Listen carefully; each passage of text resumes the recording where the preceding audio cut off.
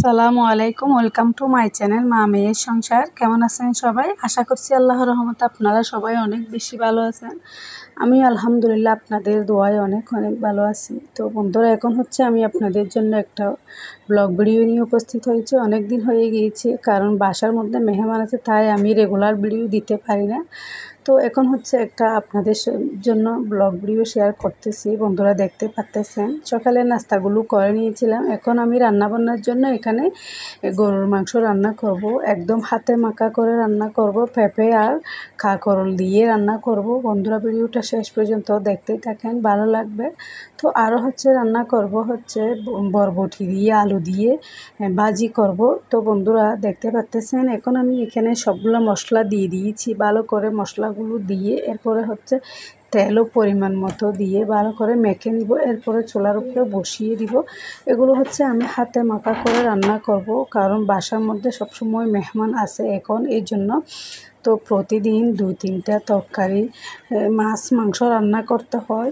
তো এই জন্য আমি রেগুলার ভিডিও দিতে পারি না, অনেক কাজকর্ম করতে হয়, একটু সময় পাওয়া যায় না। তাই বন্ধুরা আপনারা কমাও সুন্দর দৃষ্টিতে দেখবেন।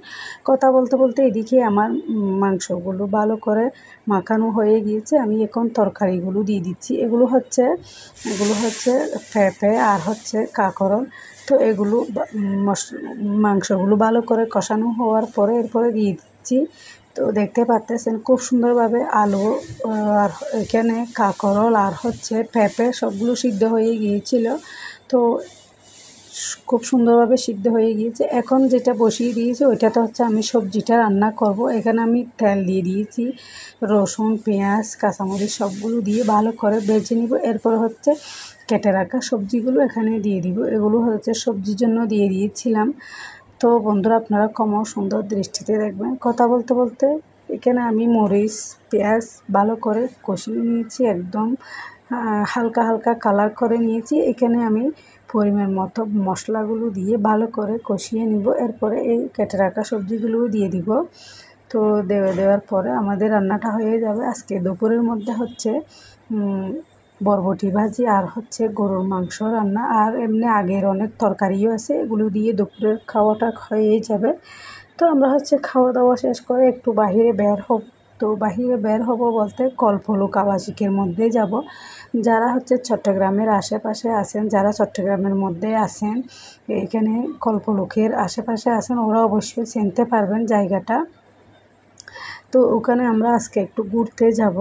তো অনেক দিন হয়ে গিয়েছিল, বাসা থেকে একটু বের হতে পারছিলাম না, এই জন্য একটু ঘুরতে যাব। তো কথা বলতে বলতে দেখতে পাচ্তেছেন মাশাআল্লাহ খুব সুন্দরভাবে আমার ভাজিটাও রান্না হয়ে গিয়েছিল। এখন হচ্ছে আমরা খাওয়া দাওয়া শেষ করে বিকালের টাইমে বের হয়ে গিয়েছিলাম।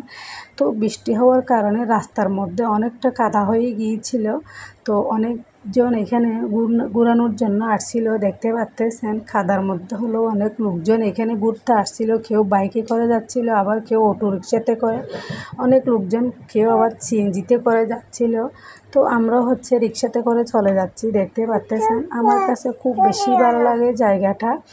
তো এখানে এখন নতুন করে একটা সি বিচের মতো হয়ে গিয়েছিল, জায়গাটা অনেক বেশি সুন্দর, ভবিষ্যতে আরও অনেক বেশি সুন্দর হবে। দেখতে পাচ্তেছেন আমরা একটু রিক্সা থেকে নেমে একটু হাঁটাহাঁটি করতেছিলাম। দেখতে পাচ্তেছেন অনেক সুন্দর লাগতেছিল দূর থেকে, আমার কাছে তো অনেক বেশি সুন্দর লেগেছিল।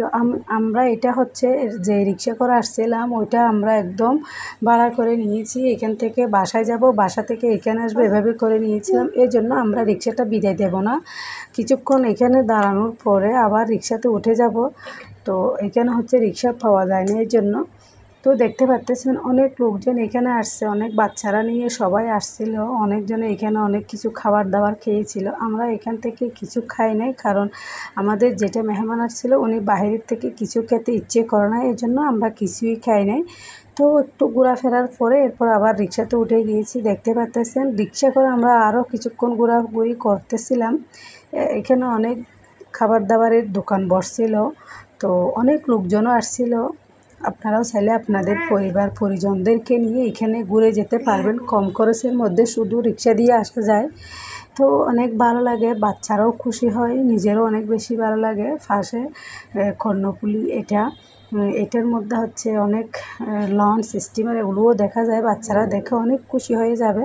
তো দেখতে পারতেছেন অনেকজন আবার গাড়ি করেও আসছিল। তো বন্ধুরা এখন হচ্ছে আমরা ঘোরাফেরার পরে বাসায় চলে যাব। অনেকক্ষণ ঘোরাঘুরি করছিলাম, তো এরপর আমরা বাসায় চলে যাচ্ছি। তো বন্ধুরা আজকের ভিডিওটা হচ্ছে এতটুকু। আসসালামু আলাইকুম, আল্লাহ হাফেজ।